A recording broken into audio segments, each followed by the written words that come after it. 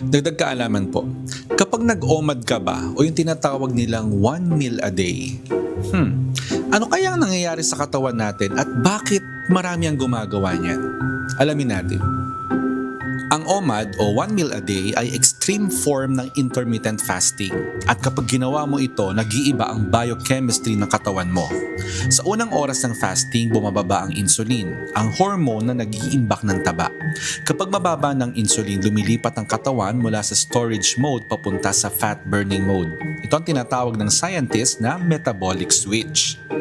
Habang tumatagal ang fasting, tumataas ang glucagon at growth hormone, mga hormones na tumutulong sa fat breakdown at muscle preservation.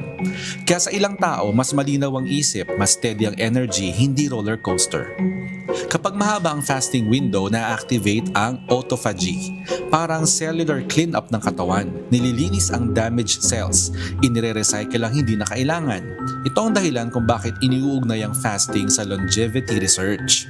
Pero hindi libre ang benepisyo. Kapag kulang ang protina, vitamins at calories sa isang meal, pwedeng mangyari ang muscle loss, hormonal disruption, fatigue at irritability. OMAD demands precision, hindi pabaya. Kaya po ang OMAD o 1 meal a day ay hindi po shortcut. Pwede pong maging harmful, pwedeng maging beneficial. Kaya dapat ang itanong mo sa sarili mo, bagay ba o tama ba yan na gawin ng katawan ko? Sana may natutuhan kayo at laging tatandaan, mapalad po ang tao na nakakasumpo ng karunungan at ang tao na nagtatamo ng kaunawaan.